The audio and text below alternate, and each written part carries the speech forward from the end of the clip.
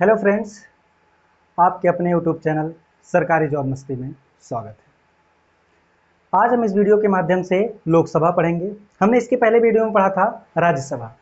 I hope आप लोग उस वीडियो को देखे होंगे, राज्यसभा को अच्छे से समझे भी होंगे। और ये वीडियो काफ़ी अंतराल के बाद आया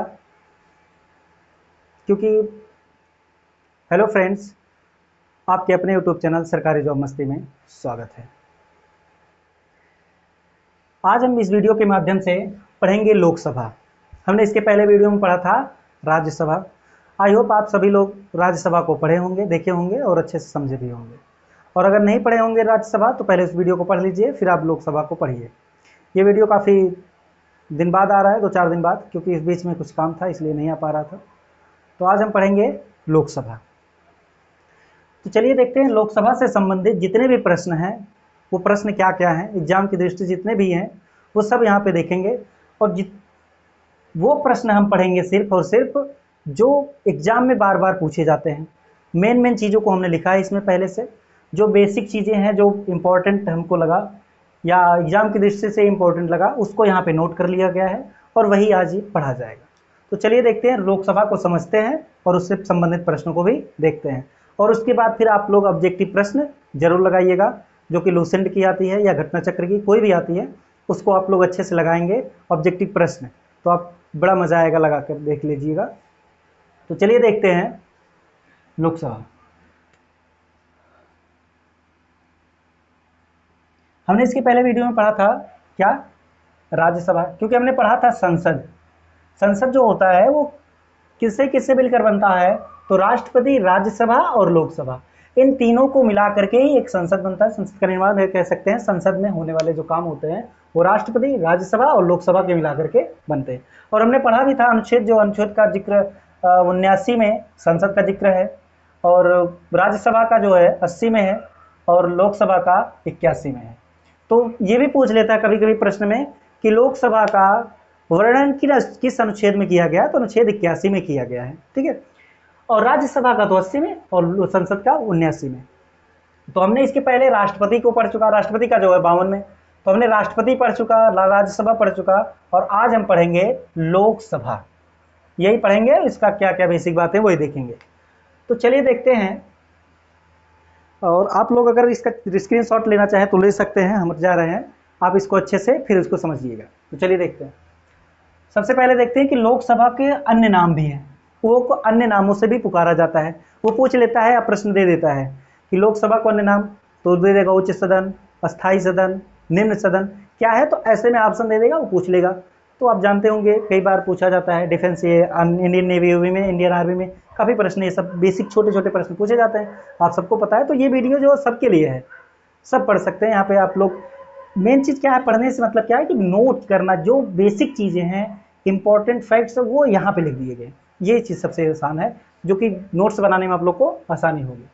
तो सबसे पहले देखेंगे इसको अन्य नाम। निम्न सदन से जाना जाता है, अस्थाई सदन, लोकप्रिय सदन और जनता का सदन। हमने राज्यसभा जब वीडियो पढ़ा था तो उनने पढ़ा था कि उसको उच्च सदन, फिर क्या पढ़ा था, अस्थाई सदन, ये होता अस्थाई, वहाँ पे हमने पढ़ा था अस्थाई सदन। क्यों अस्थाई सदन होता है उसको बढ़िया से बताया भी गया था, आप लोग समझे भी होंगे। और इसको लोकप्रिय सदन और जनता का सदन, लोकप्रिय सदन अभी आगे जिक्र करेंगे, जनता का सदन ऐसे समझ सकते हो। जनता का सदन क्यों कहते हैं, क्योंकि लोकसभा में जो जाते हैं वो डायरेक्टली जनता द्वारा चुने हुए प्रतिनिधि जाते हैं कहाँ पे, लोकसभा में। तो डायरेक्ट जनता के द्वारा जो चुने जाते हैं वो जाते हैं लोकसभा में, इसलिए इसको क्या कहा जाता है, जनता का सदन कहा जाता है। अब जनता का जब सदन है तो जनता का प्रिय लोकप्रिय, यानी कि लोकसभा हो जाता है, लोकप्रिय सदन हो जाता है। तो ठीक है, ये अन्य नामों से जाना जाता है। अब लोकसभा के जो सदस्य की संरचना होती है, वो सदस्यों की संरचना समझ सकते हैं कि कितनी है। तो लोकसभा में, हमने राज्यसभा में पढ़ा था अधिकतम 250 और वर्तमान में 245। तो लोकसभा में अधिकतम जो होती है सीट वो कितनी है, तो 552 है। 552 में जैसे 550 तो ये चुने जाते हैं, और 2 जो होते हैं ये राष्ट्रपति द्वारा मनोनीत किए जाते हैं। और ये राष्ट्रपति द्वारा मनोनीत किसको किए जाते हैं, एग्लो इंडियन को, जो एग्लो इंडियन होते हैं उनको। तो इनमें जो संरचना है वो 552, ये अधिकतम सदस्य हो सकते हैं। 2026 तक ये सीट ना बढ़ सकती है ना घट सकती है, 552 ही रहेगी।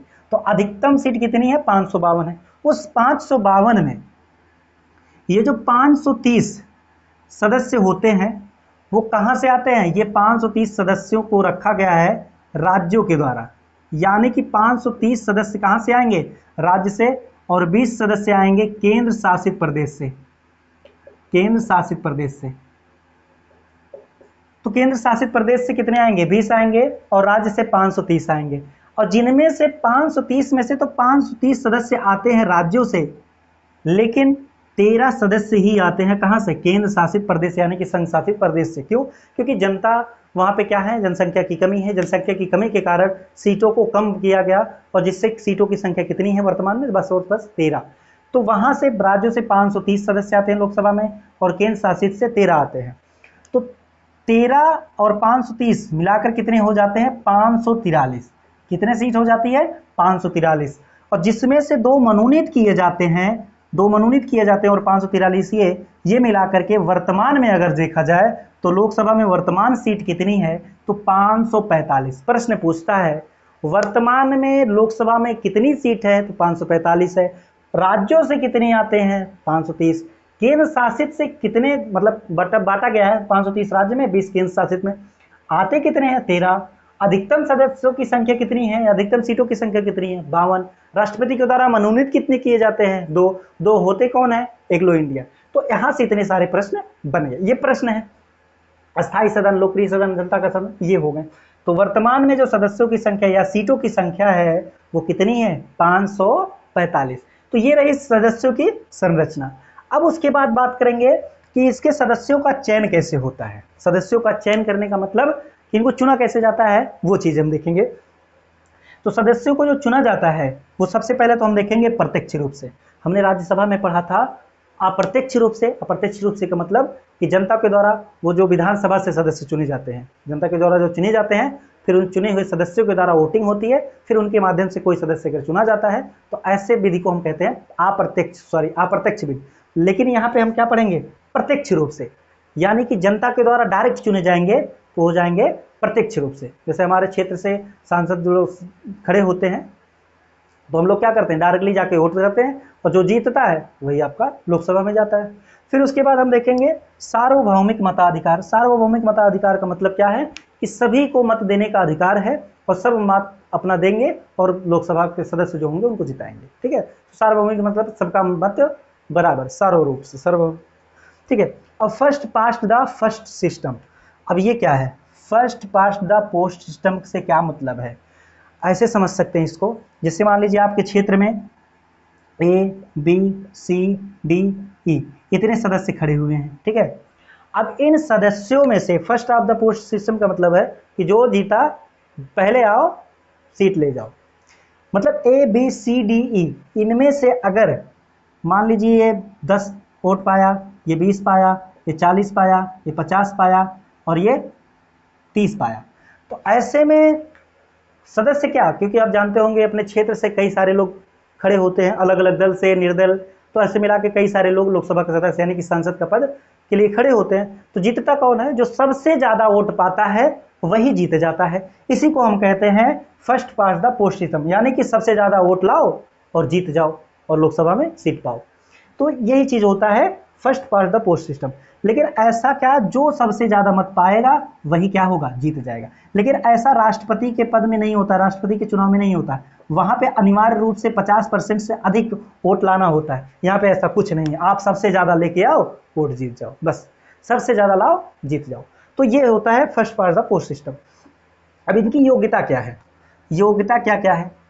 योग्यता जो है वो सबसे पहले देखेंगे, राज्यसभा हमने पढ़ा था, तो राज्यसभा में पढ़ा था भारत का नागरिक होना चाहिए, 30 वर्ष पूरा होना चाहिए, और किसी लाभ के पद पर नहीं होना चाहिए, और मानसिक रूप से स्वस्थ होना चाहिए। लोकसभा में क्या पढ़ना? बाकी सब राज्यसभा की जैसा एक फैक्ट पढ़ना है कि 25 वर्ष पूरी होना चाहिए। आयु जो होना चाहिए, आयु जो होना चाहिए, आयु जो होना चाहिए वो कितना होना चाहिए? 25 वर्ष पूरा होना चाहिए। कितना होना चाहिए? 25 वर्ष। तो इसकी योग्यता में 25 वर्ष आयु पूरा कर चुका हो, बाकी राज्यसभा की तरह, यानी कि लोकसभा का सदस्य के बनने के लिए क्या क्या होने चाहिए? 25 वर्ष आयु पूरा कर चुका हो। जैसे देखते होंगे, कभी कभी पूछते होंगे प्रधानमंत्री बनने के लिए न्यूनतम आयु कितनी होती है, तो 25 वर्ष होती है, न्यूनतम आयु 25 वर्ष, क्योंकि लोकसभा में जो सदस्य बनते हैं उन्हीं के सदस्यों के द्वारा प्रधानमंत्री का चुनाव होता है। तो आप लोग प्रधानमंत्री का वीडियो पढ़ चुके होंगे, और नहीं पढ़े होंगे तो पहले वीडियो पढ़ लीजिए, फिर और ज़्यादा समझ में आएगा। तो चलिए देखते हैं। तो ये बाकी सब राज्यसभा के द्वारा। अब इनका कार्यकाल क्या होता है, तो इनका कार्यकाल जो होता है वो 5 वर्षों का होता है। कितने वर्ष का होता है? 5 वर्ष। हमने राज्यसभा में पढ़ा था कार्यकाल कितने वर्ष का था? 6 वर्ष का। लोकसभा का कार्यकाल 5 वर्ष का। नोट करने वाली बात यह है कि यदि बहुमत खो देंगे, जैसे लोकसभा में बहुमत खो देंगे, जैसे होता नहीं है कि 2 दल एक साथ मिलकर कोई सरकार बनाई है और एक दल क्या करे, अपना हटा ले, अपना पीछा खींच ले, तो ऐसे में क्या होगा, इनका बहुमत खत्म हो जाएगा। और जब बहुमत खत्म हो जाएगा तो सभी सदस्यों का कार्यकाल क्या हो जाएगा, खत्म हो जाएगा। या तो पुनः चुनाव होगा, या तो दूसरे दल के साथ मिलकर अपना बहुमत बनाएंगे तो सरकार चलाएंगे। तो ऐसे में क्या होगा, यदि बहुमत खो देंगे तो पहले विघटन किया जा सकता है, यानी कि उनकी सदस्यता पहले खत्म की जा सकती है यदि वो बहुमत अपना खो देंगे तो। और एक और चीज है इससे संबंधित, ये इंपॉर्टेंट है कि आपात संबंध आपके 3 होते हैं, राष्ट्रीय, राष्ट्रपति और वित्तीय। तो यदि आपके राष्ट्र में राष्ट्रीय आपातकाल लगा है तो राष्ट्रीय आपातकाल के दौरान जो लोकसभा का कार्यकाल है उसको बढ़ाया जा सकता है। जैसे अगर मान लीजिए 5 वर्ष पूरा होने वाला है और राष्ट्रीय आपातकाल लग गया है, तो ऐसे में उसका कार्यकाल 1 वर्षों के लिए क्या कर दिया जा सकता है, 1 वर्ष के लिए बढ़ाया जा सकता है। फिर अगर 1 वर्ष पूरा है तब भी राष्ट्रीय आपात लगा है, फिर 1 वर्ष के लिए बढ़ाया जा सकता है। फिर आपका आपातकाल लगा है, उसके बाद भी 1 वर्ष बढ़ाया जा सकता है। तो ये जब तक राष्ट्रीय आपातकाल लगा रहेगा तब तक के लिए लोकसभा का कार्यकाल बढ़ाया जा सकता है। अब कितने वर्षों के लिए बढ़ाया जा सकता है इसका कोई फिक्स नहीं है। जब तक राष्ट्रीय आपातकाल लगा रहेगा तब तक आपका कार्यकाल बढ़ता रहेगा, ठीक है। अब बात आती है कि क्या राष्ट्रीय आपातकाल खत्म होने के बाद जो कार्यकाल होगा, जो बढ़ाया गया, वो चलता रहेगा? नहीं। जैसे मान लीजिए आज खत्म हो गया कार्यकाल, तो आज कार्यकाल खत्म होने के बाद 6 माह के अंदर चुनाव करवा लिया जाएगा पुनः दोबारा, ठीक है। तो ऐसे में क्या होगा, जब आपातकाल खत्म हो जाएगा तो 6 माह के अंदर चुनाव कर दिया जाएगा, फिर से तब आपका एक लोकसभा के सदस्यों की संख्या बनेगी। अब इसमें इंपॉर्टेंट वाली बात, कुछ इंपॉर्टेंट फैक्ट क्या है वो क्या देखते हैं। सबसे पहले कि 42वां संविधान संशोधन 1976 में, ये संशोधन आया था 42वां संविधान संशोधन 1976 में, इंदिरा गांधी की सरकार थी। तो वहां पे 5 वर्ष से बढ़ाकर जो कार्यकाल था 5 वर्ष से बढ़ाकर 6 वर्ष कर दिया गया था। तो पूछता है कि लोकसभा का कार्यकाल 5 वर्ष से बढ़ाकर 6 वर्ष किया गया था किस संविधान संशोधन में, तो 42वां संविधान संशोधन 1976 में। फिर उसके बाद 44वें संविधान संशोधन आया था, मोरारजी देसाई बगैर कांग्रेसी सरकार आई थी, तो वहां पे 44वां संविधान संशोधन 1978 में ये आया कि जो इनका कार्यकाल है वो कार्यकाल 6 वर्ष से घटाकर पुनः 5 वर्ष कर दिया गया। यानी कि इसमें क्या था, बढ़ाया गया था कार्यकाल, और इनमें कार्यकाल क्या हुआ, पुनः 5 वर्ष का कर दिया गया, ठीक है। तो ये संबंधित कुछ कार्यकाल से है कि यदि आपातकाल लगा है तो क्या लोकसभा के कार्यकाल को बढ़ाया जा सकता है? जी हाँ। कितने वर्षों के लिए? 1 वर्ष के लिए। फिर लगा है, फिर आप 1 वर्ष लगा सकते हैं। किस संविधान संशोधन में लोकसभा की कार्यकाल बढ़ाया गया था 5 वर्ष से? तो 42वां संविधान संशोधन। पुनः घटाकर 5 वर्ष कब किया गया? तो 44वां संविधान संशोधन 78 में, और इसको 76 में। कितने वर्ष का होता है? 5 वर्ष का होता है। यदि बहुमत खो देंगे तो क्या लोकसभा का विघटन हो सकता है? जी हाँ। और एक और चीज है, अनुच्छेद 85। अनुच्छेद 85 में यह है कि अनुच्छेद 85 में राष्ट्रपति महोदय क्या कर सकते हैं, लोकसभा का विघटन कर सकते हैं। तो अनुच्छेद 85 के तहत लोकसभा का विघटन कर सकते हैं राष्ट्रपति महोदय, वो भी किसके कहने पर? प्रधानमंत्री के कहने पर अनुच्छेद 85 के तहत लोकसभा का विघटन कर सकते हैं। तो ये भी एक इम्पॉर्टेंट है, लोकसभा से संबंधित अनुच्छेद 85। अब इसमें लोकसभा के जो अध्यक्ष और उपाध्यक्ष होते हैं, इनसे संबंधित कुछ फैक्ट बातें हैं कि जो लोकसभा में अध्यक्ष आते हैं और उपाध्यक्ष होते हैं वो कहाँ से होते हैं। हमने राज्यसभा में पढ़ा था कि राज्यसभा में जो सभापति या अध्यक्ष होते हैं वो उपराष्ट्रपति होते हैं, जो कि सदन के बाहर से कोई व्यक्ति चुनकर आता है। लेकिन लोकसभा में सदन के बाहर से कोई व्यक्ति नहीं चुना जाएगा, वो सदन के अंदर से ही चुना जाएगा, वो भी लोकसभा के सदस्यों के द्वारा। तो लोकसभा सदस्य ही अपना एक जो सीटें होंगी वो अपना तय करेंगे कि हमारा सदस्य कौन होगा, वोटिंग होगी। तो जो लोकसभा के अध्यक्ष और उपाध्यक्ष होते हैं ये किसके द्वारा किए जाते हैं? तो लोकसभा के सदस्यों द्वारा ही चुने जाते हैं। तो प्रश्न पूछता है कि लोकसभा के अध्यक्ष का चुनाव कैसे होता है या चुने जाते हैं, तो लोकसभा के सदस्यों द्वारा चुने जाते हैं, जो कि उपराष्ट्रपति क्या थे, सॉरी, तो सभापति महोदय कौन थे, वो उपराष्ट्रपति के रूप में, जो कि सदन के बाहर से चुने जाते हैं। तो ये चीजें थी।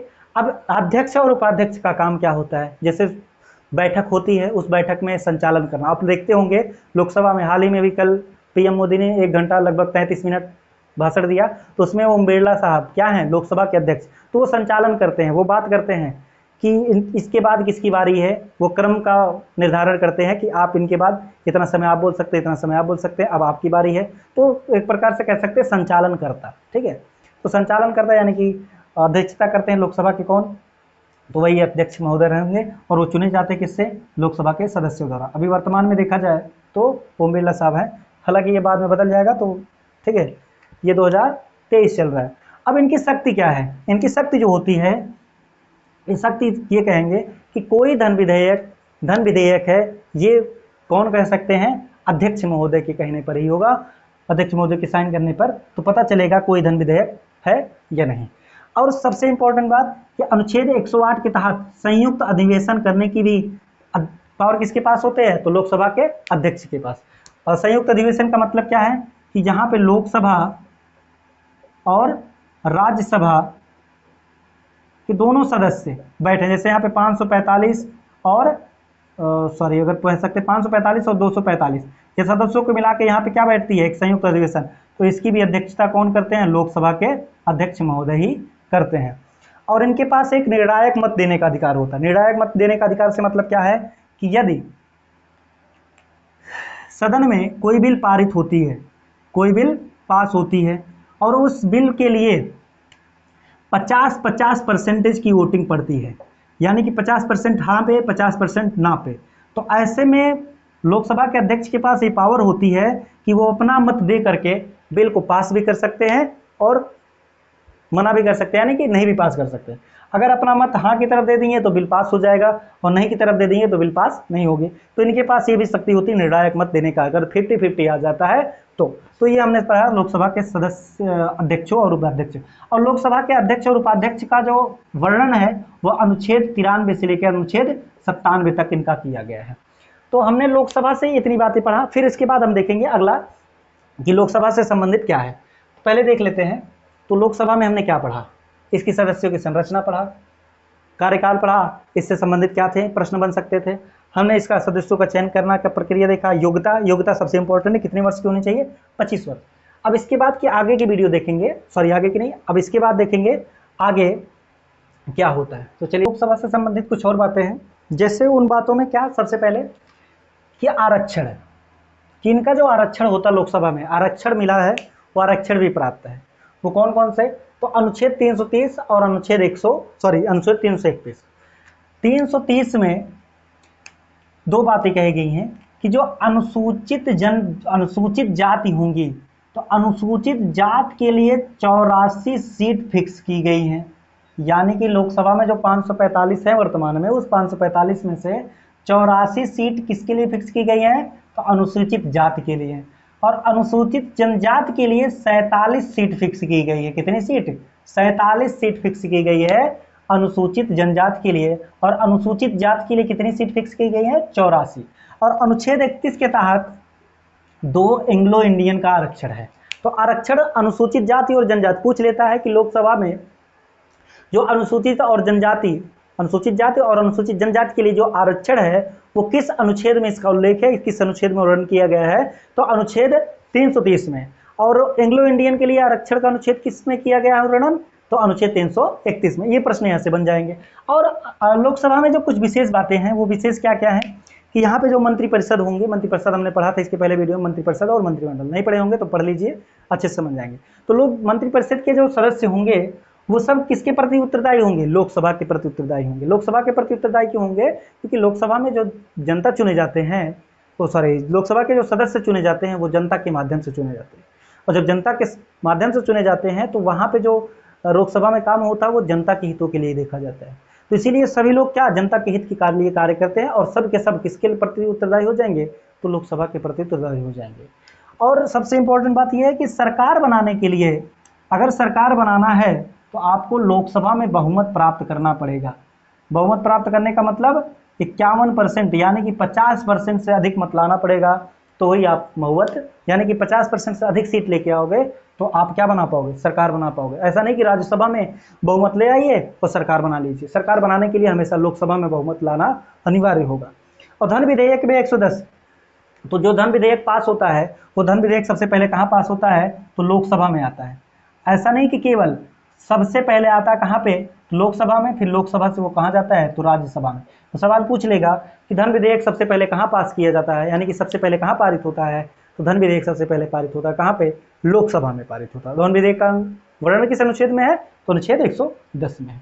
अब इसमें संबंधित कुछ बात यह है कि अगर आप लोकसभा में सदस्यता के लिए चुनाव लड़ रहे हैं और पूरे का अगर मतलब वोटिंग का जो भी वोट होगा आपके क्षेत्र में, उस वोट का अगर 1/6 मत प्राप्त नहीं करते हैं, जैसे मान लीजिए 36 है तो 36 वोट है और 36 वोट में से अगर आप 6 वोट नहीं प्राप्त करते हैं, मान लीजिए 5 वोट प्राप्त किए, तो आपकी जमानत राशि जो होती है और जब आप जमा करते हैं आप लोग चुनाव आयोग के पास, तो आपकी जमानत राशि क्या हो जाएगी, जब्त। कहते नहीं ये गांव में प्रधान लोग लड़ते हैं तो कहते होंगे सभी लोग की जमानत उनकी जब्त हो गई, मतलब कि मत का 1/6 मत प्राप्त नहीं करेंगे तो जमानत क्या हो जाएगी, उनकी जब्त हो जाएगी। और कोरम व्यवस्था जो होती है वो कितना होती है, तो कुल सदस्यों की यदि 1/10 सदस्य वहां पे पहुंचते हैं, बैठक करते हैं, तो 1/10 का मतलब क्या है कि जैसे 545 सदस्य हैं तो 545 सदस्य लगभग 54 होगा।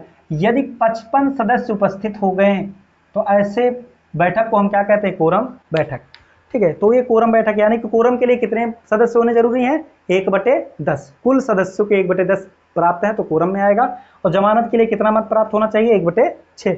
तो विपक्ष का नेता बनना है, जैसे वो होता नहीं कि विपक्ष के नेता में आते हैं, तो विपक्ष के रूप में बनने के लिए यानी कि आप कह सकते हो नेता बनने के लिए विपक्ष का, या विपक्ष सभा राज्यसभा में बैठने के लिए, तो ऐसे में क्या करना पड़ेगा, आपको पूरे मत का यानी कि पूरे सीट का 1/10 सीट प्राप्त करना पड़ेगा। जैसे 545 यदि सीट है तो 545 में से आप लगभग 54.5 होगा। यदि 55 सीट पा गए तो जो पक्ष का नेता होगा लोकसभा का होगा और सरकार जो बनाएगा, और 55 अगर सीट लेके आए हैं तो पक्ष से तर्क वितर्क करने के लिए आपको क्या चुनना पड़ेगा, 55 सीट प्राप्त किए हैं तो ऐसे इन सदस्यों के द्वारा अपना एक नेता चुन लिया जाता है जो विपक्ष का नेता बना दिया जाता है। तो 55 सीट लाओगे तो विपक्षी कहलाओगे, नहीं तो फिर वो भी नहीं रहेगा। अब सबसे इंपॉर्टेंट बात यह है कि क्या कभी कभी होता है ना कि कई लोकसभा सदस्य लोग होते हैं तो संसद में नहीं जाते हैं, बैठक करने के लिए नहीं जाते हैं लोकसभा में। तो लोकसभा में यदि बैठक चल रही है और उस बैठक में अगर कोई लोकसभा का सदस्य 60 दिन तक बिना बताए अनुपस्थित रहता है, तो ऐसे में क्या होगी, 60 दिन तक अनुपस्थित रहता है, बिना बताए अनुपस्थित है, तो ऐसे में उसकी क्या होगी, सदस्यता जो होगी वो खत्म मानी जाएगी। उसका क्या कर दिया जाएगा, उसकी सदस्यता को खत्म कर दिया जाएगा। कब, जब 60 दिन तक बिना बताए पहुंचता है। ऐसे भी देखते होंगे बिना बताए कोई भी काम किया जाता है तो उनका निरस्त ही माना जाता है, तो हटा दिया जाता है। कोई भी हो बिना बताए कहीं पर भी जॉब होगे, तो यहाँ पर भी वही काम है, बिना बताए अगर आप 60 दिन तक अनुपस्थित रह गए तो आपकी सदस्यता को क्या कर दिया जाएगा, खत्म माना जाएगा। फिर आप सदस्य बनने, उस लोकसभा में सदस्य बनने के लिए अनिवार्य नहीं होंगे। तो हमने ये पढ़ा था लोकसभा से संबंधित कुछ बातें। तो लोकसभा से संबंधित जितने भी बातें यहाँ पे थी, जितने भी महत्वपूर्ण बिंदु थे उन सबको हमने देखा और जितने भी महत्वपूर्ण प्रश्न थे उनको भी देखा। तो ऐसे में अब करना क्या है, इस वीडियो को अगर आप लोग देखे होंगे तब यहाँ तक पहुँचेंगे, मतलब अब इस वीडियो को देखने के बाद करना क्या है, आपको वस्तुनिष्ठ प्रश्न यानी कि बहुविकल्पी की जो किताब आती है, लूसेंट की, घटना चक्र की, कोई भी हो आप लोग अपने हिसाब से देख सकते हैं, उसमें बहुविकल्पी प्रश्न को आप लगाना सीखिए। जब आप बहुविकल्पी प्रश्न को लगाएंगे तो आप अपने आप को बेहतर पाएंगे, और जब बेहतर पाएंगे तो फिर पढ़ने में भी मजा आएगा, और जब मजा आएगा तो फिर जान लीजिए कामयाबी आपके पास, आपके कदमों में होगी। तो ऐसे में लोकसभा का ये वीडियो समाप्त हुआ और